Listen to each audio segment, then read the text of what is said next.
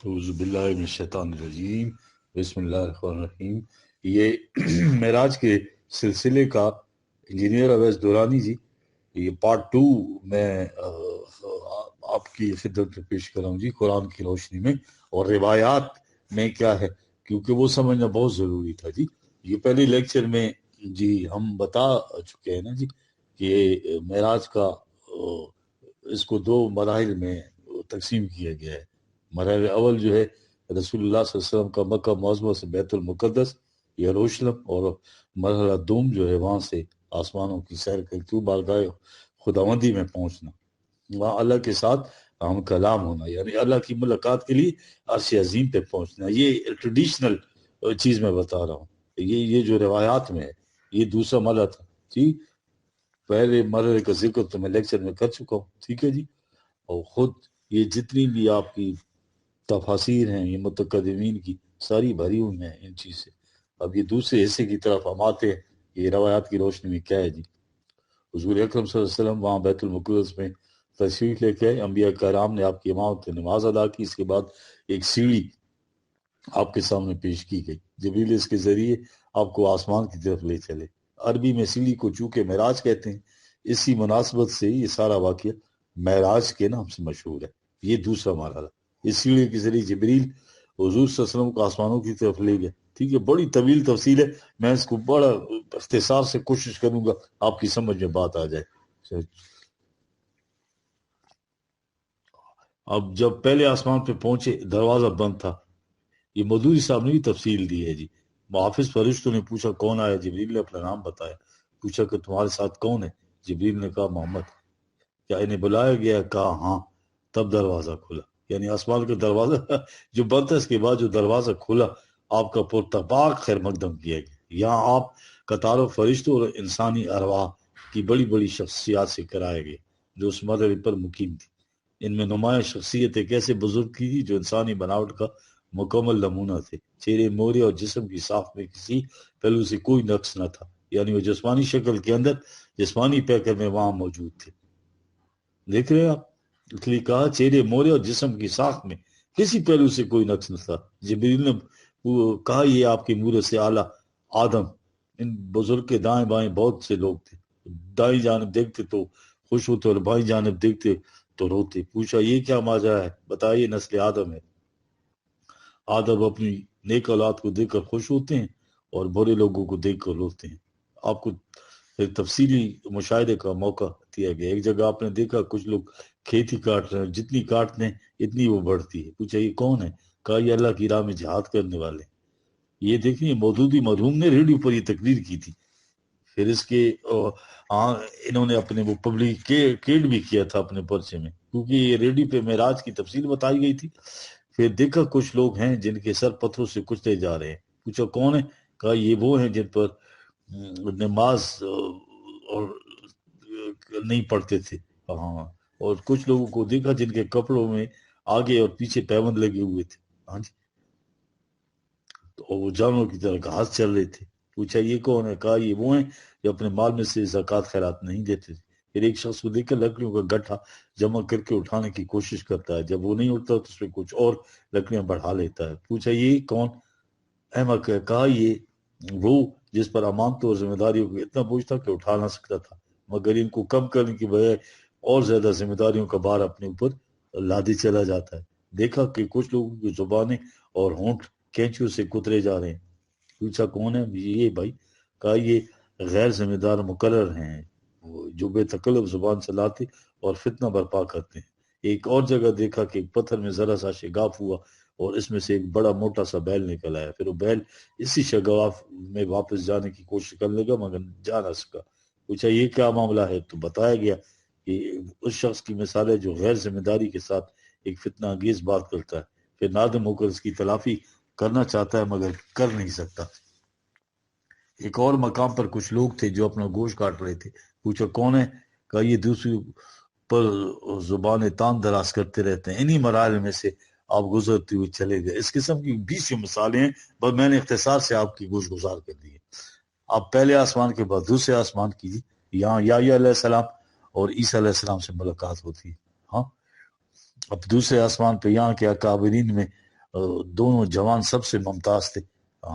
تعارف پر معلوم ہے یہ یحییٰ اور عیسیٰ ہیں. تیسرے آسمان پر آپ کا تعارف ایک ایسے بزرگ سے کرا گیا جن کا حسن عام انسانوں کے مقابلے میں ایسا تھا جیسے تاروں کے مقابلے 14ویں کا چاند. یہ یوسف علیہ السلام تھے. چوتھے آسمان پر ادریس علیہ السلام، پانچویں پر ہارون، چھٹے پر موسیٰ، ساتویں پہ پہنچے تو عظیم و شان بیت المعمور دیکھا جہاں فرشتے آتے اور جب بے شمار جو ہے انیومیریبل یہ ملائکہ آ جا رہے تھے. اس کے بعد آپ کی ملاقات ایک ایسے بزرگ سے ہوئی جو خود آپ سے بہت مشابہ تھے، ابراہیم علیہ السلام. اب ساتھ آسمان کے بعد سدرۃ المنتہا کی طرف قصد اور وہاں جنت کا مشاہدہ. دیکھ رہے یہ ساری چیزیں انہوں نے فزیکل بیان کی. یہ ان کا ذہنی استعداد دیکھیں. جب یہ جھوٹ گھڑتے ہیں تو پھر یہ نہیں پتہ ہوتا ہے ان کو. مزید ارتقاء شروع ہوا، سدرۃ المنتہا پر پہنچ گئے. ٹھیک ہے، جو ہے رب العزت اور عالم خلق کے درمیان حد فاصل کی حیثیت رکھتا ہے. یہ بتا رہے ہیں نیچے سے جانے والے یہاں رک جاتے ہیں اور اوپر سے احکام اور جتنی بھی امینڈمنٹس ہوتی ہیں براہ راست یہاں آتے ہیں. ٹھیک ہے، اسی مکان کے قریب آپ کو جنت کا مشاہدہ کرا گیا. دیکھا کہ اللہ نے اپنے سارے بندوں کے لیے وہ کچھ مہیا کر رکھا ہے جو نہ کسی آنکھ نے دیکھا، نہ کسی کان نے سنا، نہ کسی کے ذہن میں اس کا تصور آ سکا. اب یہ ٹرانسلیٹ کیا انہوں نے آیت کریمہ کو. بارگاہ جلال ربی سے ہم کلامی کا شرف. ٹھیک ہے، اب سدرۃ المنتہا پہ جبریل ٹھہر گئے اور آپ تنہا آگے بڑھے، ایک بلند ہوا سطح پر پہنچے تو بارگاہ جلال ربی کے سامنے تھے. ہم کلامی کا شرف بخشا. جو بات ارشاد ہوئی ان میں چند ہی ہیں. ہر روز 50 نمازیں. سورہ بقرہ کی آخری 2 آیتیں. شرک کے سوا دوسرے سب گناہوں کی بخشش. ارشاد ہوا کہ جو شخص نیکی کا ارادہ کرتا ہے اس کے حق میں نیکی لکھی جاتی ہے، جب اس پر عمل کرتا ہے تو 10 نیکیاں لکھی جاتی ہیں.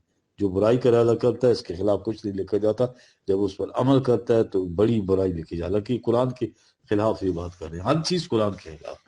اب جی نیچے ہوتے تو حضرت موسیٰ سے ملاقات ہوئی. یہ غور طلب ہے. انہوں نے رداد سن کر کہا کہ میں بنی اسرائیل کا تلخ تجربہ رکھتا ہوں. اندازہ یہ ہے کہ آپ کی امت یہ 50 نمازیں نہیں پڑھ سکے گی، تو اللہ نے 50 نمازیں فرض کی تھی. حضور ان کو لے کر تحفے کے طور پر نیچے ہوتے موسیٰ سے ملے ہیں تو انہوں نے کہا کہ آپ کی امت 50 نمازوں کی پابندی نہیں کر جائیے اور ان کو کم کرائیے. آپ گئے، اللہ جل شان نے 10 نمازیں کم کر دی. پلٹے تو حضرت موسیٰ نے پھر وہی بات کہی. ان کے کہنے پر آپ بار بار اوپر جاتے رہے اور آتے رہے، ہر بار 10 نمازیں کم کر کے آخر 5 نمازوں کی فرضیت کو حکم لے کے آ گئے. یہی 50 کے برابر ہے. یہ مودودی مرحوم نہیں، یہاں آگے وہ بات نہیں لکھی. یہ بخاری کی بھی روایت ہے. اس کے بعد بخاری میں لکھا ہے کہ جب موسیٰ علیہ السلام نے کہا پھر جائیے 5 بھی امت سے نہیں پڑھی جائیں گی، تو آپ نے کہا مجھے تو اب جاتے ہوئے شرم آتی. یہ بات ہے جی. واپسی پر بیت المقدس میں تمام پیغمبروں سے پھر ملاقات. مکے کی واپسی پر ملاقات کا ثبوت پیش کرنے کی ضرورت. آپ اسی سیڑھی سے اتر کر بیت المقدس آئے، یہاں تمام انبیاء موجود تھے. آپ نے ان کو نماز پڑھائی جو غالباً فجر کی تھی. پھر براق پر سوار ہوئے مکہ واپس آ گئے. یہ سفر کا دوسرا مرحلہ ہے. دیکھیں حدیث کی جو صحیح ترین کتابیں ہیں ان سب میں ہے یہ، انہی سے تفاسیر انہوں نے لیا. آگے یہ بھی ہے کہ آپ صبح مکے واپس یہ بات بیان کی تو کفار نے مذاق اڑایا. یہاں تک بھی لکھا کہ آن فانی خبر مکے میں پھیل گئی. بہت سے مسلمان اس کو سن کر اسلام سے پھر گئے. آپ نے پھر راستے کی کچھ نشانیاں بیان فرمائی. ثبوت مانگے پر آپ نے کہا کہ فلاں مقام پر فلاں قافلے پر سے گزرا جس کے ساتھ یہ سامان تھا. قافلے والوں کی اونٹ براق سے بھر گئی. ہاں جی، ایک اونٹ فلاں وادی کی طرف بھاگ نکلا. میں نے قافلے والوں کو اس کا پتہ بتا دیا. واپسی میں فلاں وادی میں فلاں قبیلے کا قافلہ مجھے ملا. سب سو رہے تھے. میں نے ان کے برتن سے پانی پیا اور اس بات کی علامت چھوڑ دی کہ اس سے پانی پیا گیا. ایسی کچھ اور جی اب نشانات آپ نے دیے. ٹھیک ہے جی. بعد میں آنے والے قافلوں سے اس کی تصدیق کی. اس طرح زبانیں بند ہوگی. دیکھ رہے ثبوت کیسے پیش کر رہے ہیں جی. اب ایک اور الجھن پیدا ہوئی اس واقعے معراج سے جی. یہ ٹھیک ہے، اسے حضور صلی اللہ علیہ وسلم کی شان میں بہت بڑی عظمت مانی جاتی ہے. 2 باتیں. پہلے یہ کہ ہمارے یہاں مسلمہ کے طور پر مانا چلا جا رہا ہے کہ نبی اکرم مکے میں مبعوث ہوئے. حضرت ابراہیم کی اولاد میں قریش تھے، مکے کے رہنے والے. کعبہ وہاں تھا. حضور صلی اللہ علیہ وسلم نبوت کے ملنے کے بعد 13 سال مکے میں کعبے کی طرف رخ کر کے نماز پڑھنے کی بجائے بیت المقدس کی طرف رخ کر کے نماز پڑھتے رہے. یہ کہتے ہیں نا یہاں بات یوں کہ اگر کعبے ایک صف میں کھڑے ہو کر نماز پڑھیے تو کعبہ بھی سامنے آ سکتا تھا. رخ ایسا تھا کہ بیت المقدس بھی اسی رخ پر پڑھتا تھا. اسی دونوں ایک صف میں پڑھتے تھے تو دل میں کش بکش کی کوئی بات پیدا نہیں ہوتی تھی. مدینہ تشریف لائے تو وہاں شکل اور تھی. مکہ اگر جنوب کی جانب تھا تو بیت المقدس شمال کی جانب. یہ متضاد سمت، درمیان میں مدینہ پیچھے کی طرف، مکہ جو ہے ادھر کی طرف. بیت المقدس آپ نماز پڑھتے کہ رسول اللہ صلی اللہ علیہ وسلم کے دل میں بڑا اضطراب پیدا ہوتا. بیت المقدس کی طرف رخ کرتے تو پیٹھ پیچھے کی طرف ہو جاتی تھی تو آپ بیت المقدس کی طرف منہ کر کے پڑھتے رہے. 2 سال یا 3 سال کا یہ عرصہ بتا لیں. اب اس کے بعد پھر کعبے کی طرف رخ کرنے کا حکم خداوندی ہو. اب یہ تبدیل قبلہ کا مروج یا تصور اور حقیقت قطعاً قبلہ تبدیل نہیں ہوا. یہ انہوں نے بنائی ہوئی کہانی. ٹھیک ہے. ایک دن آپ ظہر یا عصر کی نماز ایک مسجد نبی میں نہیں بلکہ کوئی باہر مسجد ہے، اس مسجد میں باجماعت پڑھ رہے تھے. صحابہ پیچھے تھے، 2 رکعتیں غالباً پڑھ چکے تو عین حالت اس میں جو ہے تو نماز میں حکم آیا کہ کعبے کو اپنا قبلہ مقرر کیجیے. آپ فوراً بیت المقدس کی طرف تھے تو بالکل اس کی اپوزٹ سائڈ پہ پڑتا تھا. تو جب حکم آیا تو آپ کھڑی تھے نا. وہ پیچھے جو فالوورز تھے امت صحابہ، امت کے اصحاب، ان کے لیے تو آسان تھا کہ انہوں نے وہی سے رخ بدلا تو دوسری طرف ہو گیا. لیکن جو امام تھا، جو لیڈ کر رہا تھا اس کنگریگیشن کو، تو اس کے لیے تو مشکل ہوا. تو حضور صلی اللہ علیہ وسلم وہاں سے ساری جماعت کا چکر کاٹ کر دوسری طرف تشریف لائے. پھر وہاں امام کے مقام پر کھڑے ہو کے آپ کا رخ مکے کی طرف یا کعبے کی طرف ہوا اور باقی نماز اس طرح سے پڑھی. یہ تفصیل بیان کرتے ہیں. یہ تبدیلی قبلہ اسے کہتے ہیں، یعنی قبلے کی سمت کا بدلنا. چنانچہ وہ مسجد 2 قبلتین بھی بنا دی ظالموں نے یار، یعنی 2 قبلوں والی مسجد یار. دیکھیں جس طرح انہوں نے بنائی ہے اپنے قادیانوں نے. ٹھیک ہے. اس میں دونوں طرف محراب بنے ہوئے ہیں. ایک محراب کعبے کی جانب ہے اور ایک محراب جو بیت المقدس کی جانب. یہ 2 قبلوں والی مسجد قبلتین. نبی اکرم صلی اللہ علیہ وسلم دیکھیں ایک چیز آپ یاد رکھیے کہ ضرورت ابراہیمی میں سے نہیں ہے رسول اللہ صلی اللہ علیہ وسلم، بلکہ ملت ابراہیمی میں سے بھی ہیں. نبوت سے پہلے آپ عرب کے باشندے، قریش کی ممتاز شخصیت. یہ کعبہ سارے عرب کا مرکز اور قریش کا تو واجب العزت اور شرف مقام. قریش کی نسبت ہونے کی اس کعبے کی یہ تولیت بھی پاس تھی، کعبے کا نظم و نسق بھی پاس تھا. اس کی وجہ سے سارے عرب کے اندر نہیں بلکہ ارد سارے ممالک میں بڑی عزت تھی. قرآن نے بتایا ہے کہ کعبے کے ساتھ یہ نسبت جو ہے باقی لوگوں کے قافلے تو دن دھاڑے لوٹے جاتے تھے مگر ان کے قافلوں کی طرف کوئی نظر نہیں اٹھا کر دیکھتا تھا. ٹھیک ہے. تو یہ احترام اور عظمت تھی کعبے کی طرف نسبت. یہ دیکھ رہے ہیں اب کعبے کے مقابلے بیت المقدس کی عظمت کو بڑھانے کی غرض سے گہری سازش. ٹھیک ہے. مکہ میں پیدا ہوئے آپ صلی اللہ علیہ وسلم نبوت سے پہلے دور اس طرح گزارتے ہیں. روایت کے مطابق نبوت کے بعد آپ نماز شروع کرتے ہیں تو اپنا رخ بیت المقدس کی طرف کرتے ہیں. 13 سال مکے کے اور 2-3 سال مدینے کے، یعنی نبوت کے دوران رخ بیت المقدس کی طرف یعنی یہودیوں کے قبلے کی طرف، جو کہ خود ان مودودی مرحوم کی تحقیق میں پہلے بتا چکا ہوں نا.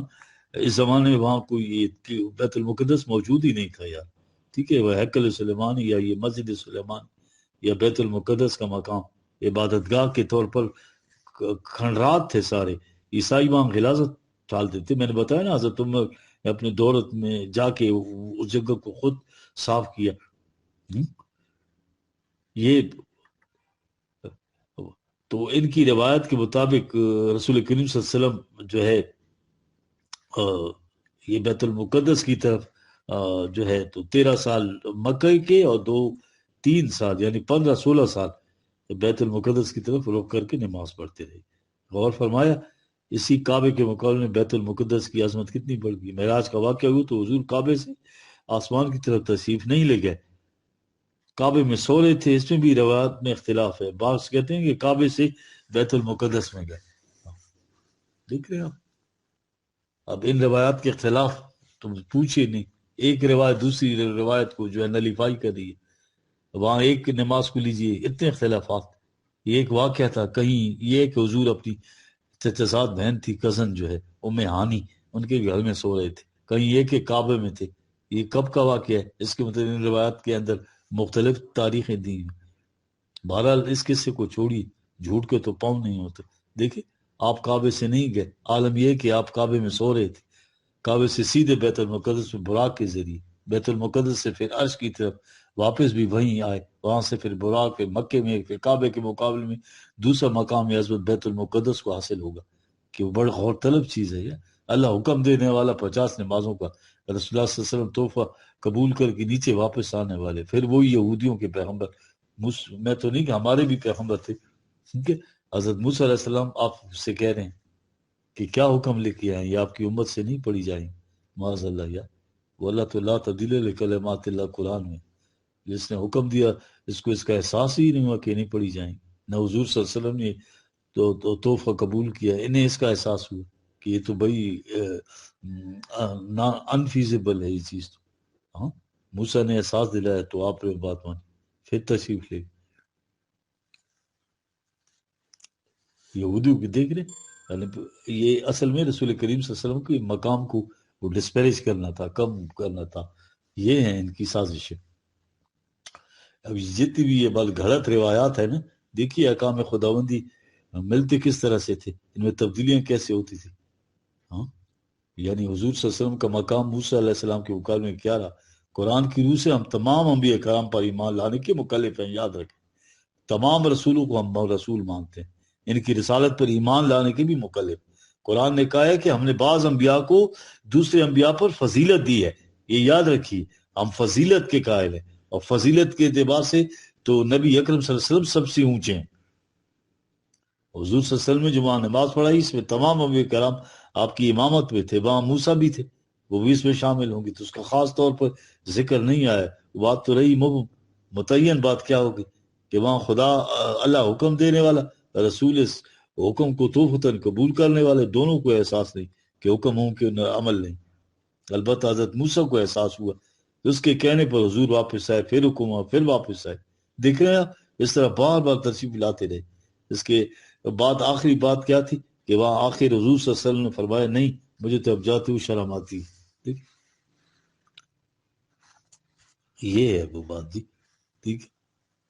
بار کیف حضور صلی اللہ علیہ وسلم، قرآن کی روح سے حضور صلی اللہ علیہ وسلم کی عظمت ہے، ہاں ان پہ ختم ہوئی ہے نبوت، اسلام آیا، وہ آخری دین مکمل غیر متبدل قیامت تک رہنے والا، تمام سابق ادیان کو منسوخ کر دیا۔ قرآن نے خود یہودیوں کو بار بار یہ تاکید کی کہ اس قرآن اور اس نبی پر کی نبوت پر ایمان لاؤ، ٹھیک ہے۔ حضرت موسیٰ نے خدا سے یہ التجا کی کہ مجھ پر میری اس حاضر جو ہے امت پر آپ نے اتنا انعام کیا ہے، میں چاہتا ہوں کہ یہ انعام اس طرح برقرار رہے۔ قرآن میں ہے یہ بات، ان سے کہا گیا یاد رکھو ایک وقت آئے گا جب خاتم الانبیاء تشریف لائیں گے تو آخری دین آئے گا، تمہاری امت اس دین کا اتباع کرے گی، اس رسول پر ایمان لائے گی، تو پھر یہ جتنی بھی نما ہیں تمہیں حاصل ہو سکیں گی۔ یہ ہے نا، سمجھ گئے؟ یہ مصدق کلمہ بینہم، یعنی یہ جو ایجوکیشن ہے ان کی کہ بلندی حاصل کرے گی، پھر سپر پاور بن جائے گی، تو یہ صرف یہ قرآن ان کی ان چیزوں کی تصدیق کرتا ہے، ان کتابوں کی نہیں۔ وہ کتابیں تو ایسے بھی وہ نلیفائی ہو گئی ہیں، وہ تو ایبروگیٹ ہو گئی قرآن کے آنے کے بعد، ٹھیک ہے۔ یہ مقام ہے جی اسلام بحیثیت دین کا، اور رسول کریم صلی اللہ علیہ وسلم کا بحیثیت رسول کا، ٹھیک ہے۔ یہ وہ چیز ہے جی۔ اب کعبے کے مقابلے میں بیت المقدس کا یہ مقام بنا دیا، موسیٰ علیہ السلام کا رسول اللہ صلی اللہ علیہ وسلم کو مقابلے میں یہ مقام خود بخود اونچا ہو گیا، ٹھیک ہے۔ یہ روایات ہیں یہودیوں کی وضع کرتا، ٹھیک ہے، ان کتابوں میں کیسے آ گئے، ٹھیک ہے۔ اب یہ تو ثابت ہو گیا کہ جتنی بھی وہ تھے یہ سارے دشمنان اسلام تھے، جتنے بھی محدثین تھے، مفسرین تھے، ہسٹورین تھے، یہ بات تو پائے تکمیل تک پہنچ گئی ہے نا، ٹھیک ہے۔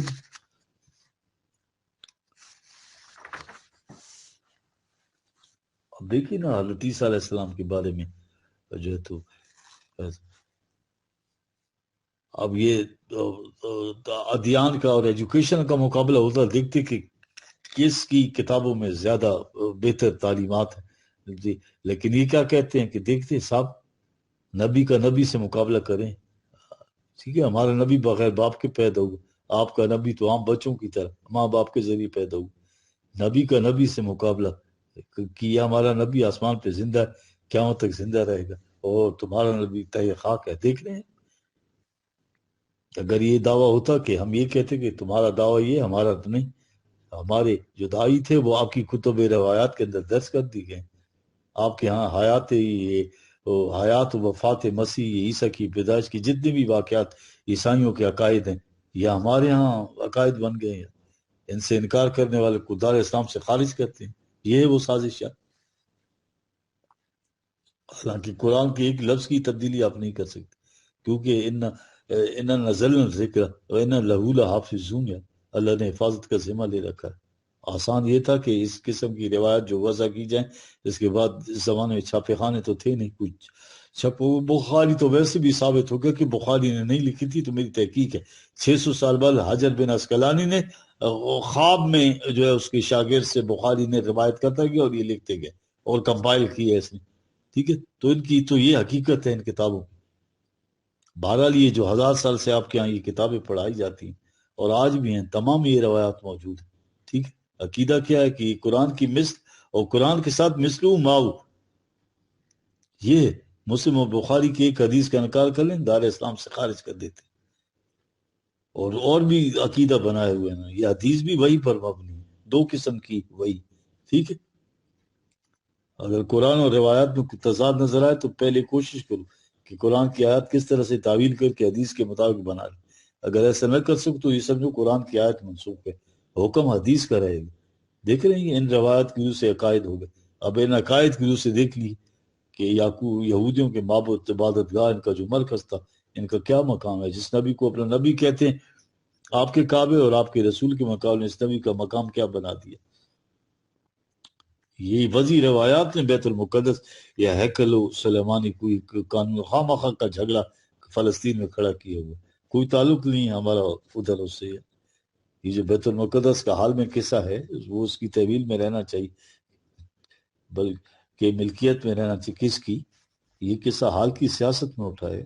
اگر یہ بات رہتی کہ نبی اکرم صلی اللہ علیہ وسلم کے زمانے میں یروشلم میں جسے بیت المقدس کہتے ہیں، ہیکل سلیمانی عبادت گاہ جو ہے یہودی، اس کا وہ کھنڈر تھا یا اس کا وجود ہی نہیں تھا، اگر مسجد بعد میں بنی ہے تو خالی جگہ پہ بنی، کہ یہودیوں کا کوئی دعویٰ قابل ثبوت ہے ہی نہیں۔ اگر یہودیوں کے اس دعوے کو تسلیم کر لیا جائے کہ وہاں ہماری عبادت گاہ تھی، ہیکل تھا، اس کو مسمار کر کے مسلمانوں نے مسجد بنائی، تو آج کی عدالت اس کے حق میں فیصلہ دے گی۔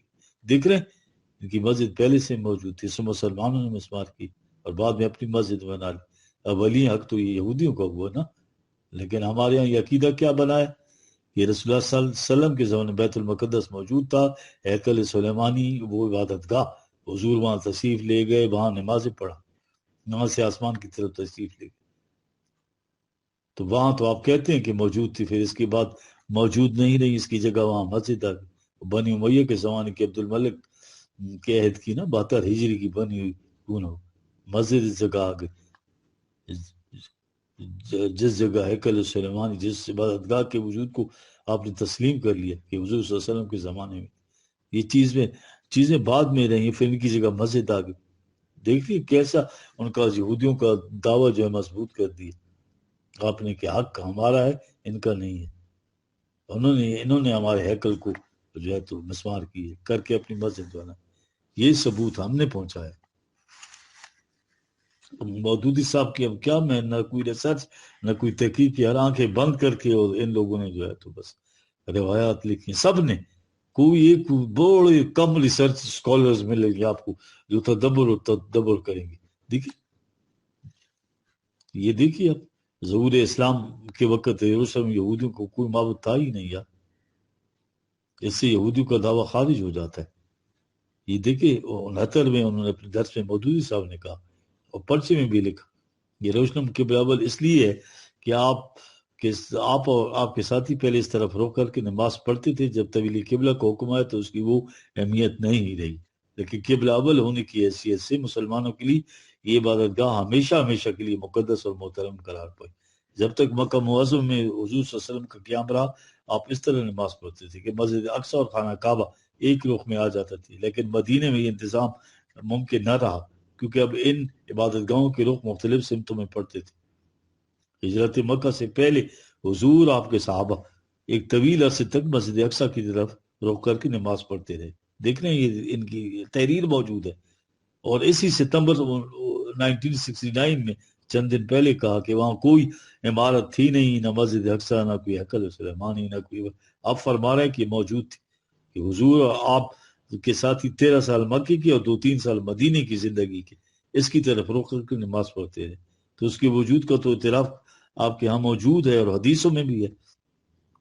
اس کا انکار کر دیں اسلام کے دائرے سے خارج ہو جاتے ہیں ہم سب لوگ۔ ٹھیک، آج تک اسی کو قبلہ اول کہہ رہے ہیں، دیکھ رہے ہیں جی۔ تو اس کے وجود کی شہادت ثبوت خود دے رہے ہیں، دیکھ رہے ہیں اس کس طرح یہ ساری چیزیں سازش کیا گیا۔ قرآن میں نہ تو بیت المقدس کو قبلہ بنانے کا کوئی ذکر ہے، نہ تحویل قبلہ کا۔ جب پہلے اس کو بنانے کا ہی ذکر نہیں تو اس کو چھوڑ کر کعبے کو قبلہ بنانے کا سوال ہی پیدا نہیں ہوتا۔ وہ تو کعبے کو پہلے دن سے کہہ رہے، یہی نہیں تھا حضور صلی اللہ علیہ وسلم کے سامنے اس کو متعلق جو اللہ نے کہا، اول بیت وضع للناس 3/96، سب سے پہلا گھر وہ قبلہ اول بھی دوم بھی یہی ہوگا یار، وہی تھا اول بیت وضع للناس، تمام نو انسانی کے لیے پہلا گھر اللہ کا۔ اس کا دروازے حقائق کی روشنی میں دیکھ، ہم آج تک اس کو بیت المقدس کو قبلہ اول کہہ دیں، کیوں یار؟ اب دیکھیے اللہ تعالیٰ کو ٹائم اور سپیس کے اندر مقید کر دیا ہے۔ اب اللہ کو ملنے کے لیے اگلا مرحلہ وہاں سے خاص مقام پر پہنچنا، 7 آسمانوں کے اوپر وہ عرش ہے، اللہ وہاں ہوتا ہے۔ یہ ذرا لطیف نکتہ ہے، دیکھیں اللہ کسی خاص سپیس پہ بیٹھا ہوا ہے، ٹھیک ہے۔ سپیس یا مکان تو ہمیشہ کسی نہ کسی میٹیریل چیز کے لیے ہوتا ہے نا، مادہ جگہ کہتا ہے۔ یہ چوتھی ٹھیک ہے، ٹائم اور سپیس، یہ دونوں چیزیں مادے کے ساتھ ملتی ہیں۔ اللہ نے قرآن کی ذات، اللہ نے قرآن میں اللہ نے اپنی ذات کو ان مکان و زمان کی نسبتوں سے بلند و بالا یا اور منزہ قرار دیا۔ اول والآخر والظاہر والباطن 57/3۔ یہ کوئی چیز مادی شے کے لیے ضروری ہے، اس کی ذات جو ہے زمان و مکان کی نسبتوں سے مابرا ہے، سب سے اول اور سب سے آخر بھی وہی، نہ ابتدا ہے نہ انتہا ہے اس کے لیے۔ وہ ہر شے پر غالب، لیکن اس کا غلبہ غیر مرئی اور غیر محسوس طور پر ہوتا ہے۔ قانون ہوتا ہی غیر مرئی غیر محسوس ہے، لیکن اس کے نتائج محسوس و مرئی ہوتے ہیں۔ جملہ کائنات اس کی صفت خالقیت و ربوبیت کی مظہر، اس کی ہستی کی زندہ شہادت ہے، لیکن اس کی ذات انسانی نگاہوں سے پنہاں اور مستور ہے۔ اس بات سے وہ باہما بھی ہے اور بے ہما بھی۔ یہ الہیات کی اصطلاح میں ٹرانسینڈنٹ بھی ہے اور ایمننٹ بھی۔ دیکھ یہ وہ چیز ہے۔ اگر کسی دیکھے نا، میں ذکر کر رہا تھا نا کہ یہ چیزیں کوئی مادی شے تو اس کے لیے ضروری ہے کہ کسی وقت میں وہ وجود میں ہو، کسی وقت میں وہ ختم ہو جائے۔ یہ تو ٹائم ہوا، اگر کسی ایک مقام پہ اوپر ہو تو دوسرے مقام پر نہیں ہوگی، جہاں ہوگی اس کے لیے آپ کو سپیس کی ضرورت ہے نا جی۔ سپیس تو ایک میٹیریل چیز کے لیے ہوتی ہے۔ اللہ کے متعلق یہ تصور کہ کوئی مقام ہے جسے عرش کہتے ہیں، وہاں رہتا ہے، اگر کسی نے اللہ سے ملنا ہو تو اس مقام پر جانا پڑے گا، جانے والا بھی مٹیریل حیثیت میں جا رہا ہے، یہ اندازہ ہے جس پر مبارک کے ساتھ اسی جسم کے ساتھ ہو جا رہا ہے۔ یعنی یہ مادی جسم جو ہے مکان میں مکان ہی رہ جائے گا نا جس کے بعد جا رہا ہے، یعنی اللہ کو آپ نے ٹائم اور سپیس میں مقید کر دیا۔ دیکھ رہے ہیں آپ، جب اعتراض کرتے ہیں کہ بھائی یہ تو کہتے ہیں یا تم اللہ کی قدرت کے قائل نہیں ہے، وہ اپنے بندے کو لے جائے۔ یہاں قدرت کا سوال نہیں ہے، سوال یہ کیسے تسلیم کرنے کے بعد اللہ کا آپ کو یہ تصور کیا بن جاتا ہے؟ اس انداز سے اللہ نہیں رہتا یار۔ یہ جو کہتے ہیں کہ وہ بشرف نفیس ملاقات ہوئی تو حضور صلی اللہ علیہ وسلم تشریف لے گئے، اس سے انکار نہیں کرتے کہ ایسا مان لینے سے تو یہ چیز ہے جو ڈیمیج کرتی ہے، سٹگمٹائز کرتی ہے اللہ کی ذات کو یار، کہ اللہ کو خاص مقام پر محدود ماننا پڑتا ہے، اور اول تو یہ اللہ کے تصور کے خلاف ہے یار۔ سارا قرآن بھرا ہوا ہے اس سے، دیکھیں ارشاد ہے اذا سألک عبادی انی فانی قریب 2:186، عرشوں پر نہیں بیٹھا ہوا، انی قریب پاس ہی ہوں یار۔ اس قدر پاس ونان اقربو الیہ من حبل الورید 50/16 جب میں تو رگ جان سے بھی زیادہ قریب ہوں. اقربا انسان کی رگ جان سے بھی زیادہ قریب. سپرلیٹو ڈگری استعمال ہوئی. دیکھ رہے سارا قرآن ہوا معکم اینما کنتم 57 جہاں بھی ہو اللہ تمہارے ساتھ. وہ تو نبی اکرم مکہ بھی تشریف رکھتے تھے اس وقت، تو وہاں بھی اس وقت آپ کے ساتھ تھا. کہ کہنے اگر بیت المقدس میں آئے تو اس وقت بھی یہاں سے ساتھ تھا جہاں کہتے ہیں وہ معکم اینما کنتم. رگی جان سے بھی زیادہ قریب. اس کو ملنے کے لیے کسی خاص مقام پر جانا باطل تصور ہے یا دو متضاد تصور، قرآن کے بالکل خلاف. دو متضاد تصور ہے. جہاں تم ہو تمہارے ساتھ ہوں. ہاں وہ معکم اینما کنتم. ٹھیک ہے، اس کو ملنے کے لیے کسی خاص مقام پر جانا اس تصور کو باطل قرار دیتے. دیکھ رہے ہیں عرش پر بیٹھا ہے جی اور اتنی دور. اقبال کہتے ہیں نا بٹھا کے عرش پہ رکھا ہے تو نے اے وائس. ہاں جی خدا وہ کیا ہے جو بندوں سے اعتراض کرے. ٹھیک اللہ کو دیکھنے سے موسیٰ علیہ السلام کی خواہش کو دیکھے. دیکھے لا تدرک الابصار یار 6 کوئی آنکھ اسے دیکھ نہیں سکتی. وہ اس نے اس سے بلند ہے. لیسا کمثلی شے یار اس کی کوئی مثال ہی نہیں دے سکتی مٹیریل ورڈ. وہ دیکھ تو محسوس شے کو سکتی ہے نا. موسیٰ علیہ السلام سے کہا گیا نا کسی نے ممکن نہیں کہ اللہ کو بے نقاب اس کے سامنے یوں آ جائے. وہ تو محسوس شے آتی. وہاں بھی ہے کہ یہی کہا گیا یہ چیزیں جو یوں سامنے میں تجھے دیکھ سکوں. یہ کسی محسوس شے کو تلے کہا جا سکتا ہے. اور اللہ تو محسوسات کی نسبت سے بلند ہے یار بیانڈ پرسیپشن اور کنسپشن ہے. عرض پر جانے کے سے دیکھیے حاصل دلائل اور بحثیں ہیں اللہ کے متعلق. وہ تصور جو قرآن نے پیش کیا دنیا بھر کے کسی لٹریچر میں آپ کو موجود نہیں ملے گا یار. یہ ہے کمال قرآن کا. ٹھیک ہے اللہ کی قدرت سے ایسا ممکن ہے یا نہیں. بات یہ نہیں ہے یار. سوال یہ ہے کہ قرآن کی بنیادی عظمت یہ ہے کہ اللہ کو جو تصور قرآن نے دی ہے دنیا میں کہیں اور تصور نہیں ملتا. اس قسم کا مادی علائشوں سے منزہ اور مرہ بلند و بالا برترس کیا سو خیال و گمان و غیب. ہاں یہ تصور دیا ہے. ورنہ ہر مذہب کے اندر دیکھیے اللہ کو محسوس پیکروں میں کسی کی نہ کسی شکل کے اندر لے آئے. کبھی بتوں کی شکل میں، کبھی اوتاروں کی شکل میں، کبھی اللہ کے بیٹوں کی شکل میں، کبھی وہ رات میں ان بادلوں میں آتشین وہ تلوار ہاتھ میں لیے ہوئے فرشتوں کی جلوں میں اترتا ہے. ہر جگہ دیکھیے محسوس پیکر کے اندر خدا سامنے لاتے ہیں. قرآن کا یہ تصور کہ کوئی آنکھ اس کا ادراک نہیں کر سکتی. وہ تمہارے ساتھ ہے جہاں بھی ہو جس جگہ بھی ہو لگے جہاں سے بھی زیادہ قریب. اس کے بعد کیونکہ محسوسات کی کوشش اس میں نہیں ہے. آنکھ تو ایک طرف رہی وہ ادراک میں بھی کنسپشن میں بھی نہیں آ سکتے یار. اللہ کا تصور تو ادراک انسانی میں آ ہی نہیں سکتا یار. انسان کے ذہن میں وہی چیز آئے گی نا جو کسی نہ کسی طرح میٹیریل پیکر کے اندر ہو. یا یہ دوسرے مرحلے میں ہر چیز کے خلاف اعتراض پڑتا ہے کہ اس سے اللہ کو منظر اور مارا تصور باقی نہیں رہتا. جو اللہ کے تصور کے بارے میں قرآن کی خصوصیت ہے کسی خاص مقام پر اللہ کا رکھنا اور وہاں جا کر اس کو ملنا یہ اس کو اسپیس کے اندر کنفائن کر دیتا ہے. اسے مادی پیکر دے دیتا ہے. یہ ہے اس کے خلاف جو اعتراض پڑتا ہے. اب آگے میں اگلی اس میں لیکچر میں بتاؤں گا نا سورہ نجم میں جو ہے معراج کی جن آیتوں کو تائید میں پیش کرتے ہیں.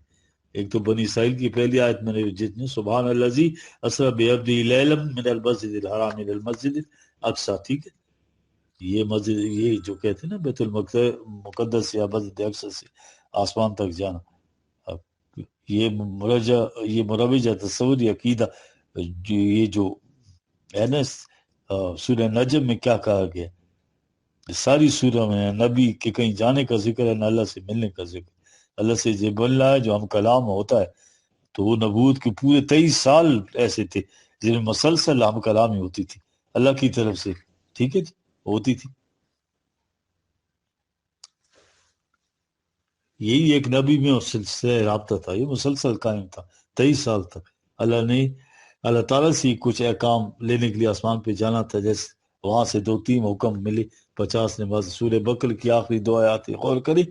یہ تو وہی کے ذریعے 23 سال سے جو رسول اللہ صلی اللہ علیہ وسلم کو قرآن ملا ہے، ٹھیک ہے نا، یہ احکام مل رہے تھے. سورہ بقرہ بھی باقی قرآن کی طرح وہی کے ذریعے حضور کو ملی تھی نا، سب کچھ وہی کے متعلق ملا تھا. پورا قرآن یہ ہے وہ قرب جو نبی کو حاصل ہوتا ہے.